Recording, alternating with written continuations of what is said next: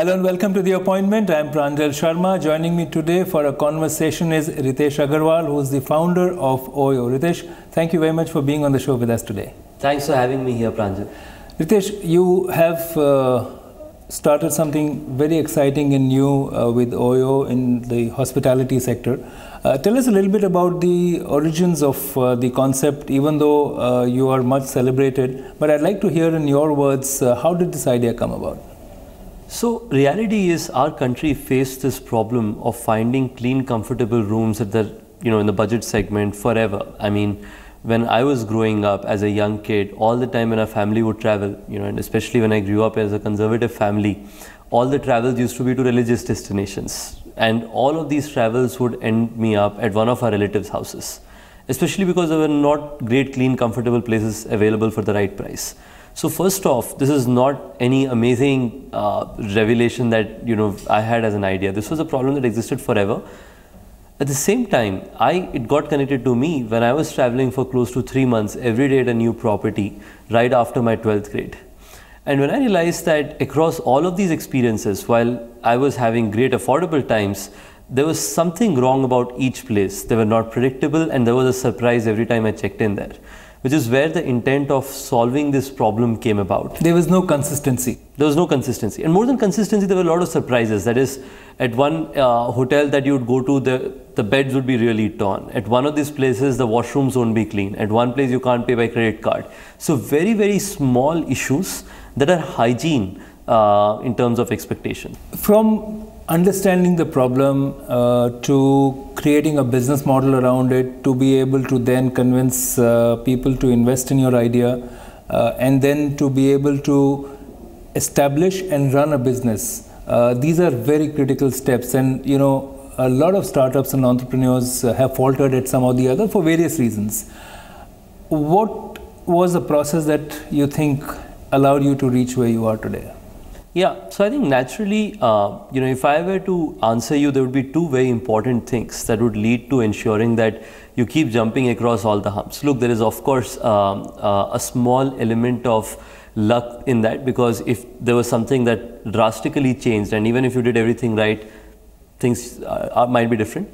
But I'm a big believer in putting your input right, which means if you're confident that you've put in the right input behind what you're trying to do, the output are generally decently good. And then of course there can be a difference between decently good to exceptionally good. The first thing among the two is building a great team around yourself. Remember, I was right out of school when I was starting this company, which means that most of the companies in India are run by the founders and their friends, which means my friends are all schoolmates. So I couldn't have brought them along to run large functions in the company. So I spent more than a year just bringing in some of the smartest people in the world to come and bring a team together, which is not just the team which is very sharp, which is level-headed, but can also roll up their sleeves to get stuff done where required. So you were just out of school kid trying to convince industry veterans and experienced people to work with you. That would have been really easy, right? That was extremely difficult, naturally very difficult. But I have seen over time that if you speak sense and talk about something that people can resonate with, along with some validation. I was lucky because I had the Peter Thiel Fellowships validation. There were a few angels who had chosen to invest in the company. So there was already some validation behind the cause that I was building for. And then I was speaking sense. And of course, some of these were genuinely very good people to choose to come in and work with me, which is why we were able to build a very solid leadership. And these are incredible professionals in each of their fields, everything from our CEO to the CFO, the Chief Strategy Officer. Each of these people are veterans in their own fields of execution. The second thing is being true to your idea and not giving up your mission for the sake of all the cool things in life. For example, we were just talking before the interview that we have set up a small training academy to graduate students out of our own training systems. Reality is, if you generally look at the current convention, new age digital companies are not expected to do this. It's actually uncool to do all of this really crazy hardworking stuff.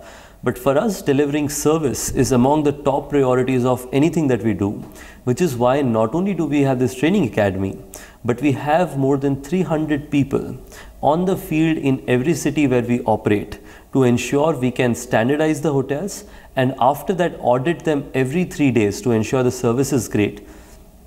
And if a guest needs any delight measure, be in person in front of the guest to deliver that experience. That's important because, you know, there is the phrase of aggregation, and Correct. aggregation by itself has become a great business model, or at least conceptually, that, you Correct. know, oh, if I can aggregate something, then I'm going to be a great successful entrepreneur. But what you're suggesting is that it's not just about aggregation.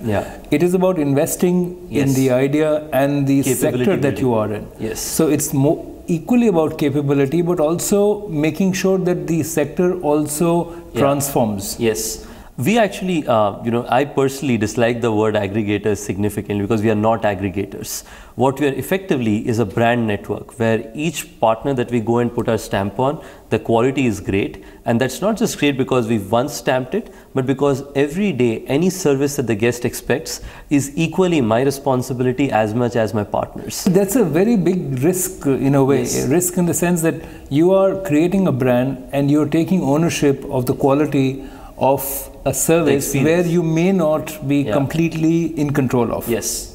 Absolutely. And is that something that doesn't scare you as a possibility that your brand, which you're creating and you're selling, is not completely in your hands?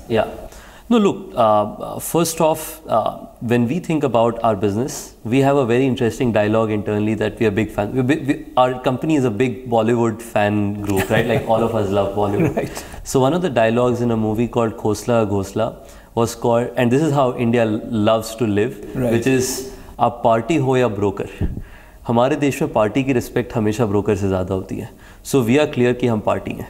So when we think about that philosophically, after that a lot of these decisions become easy. So you're the consumer in a way.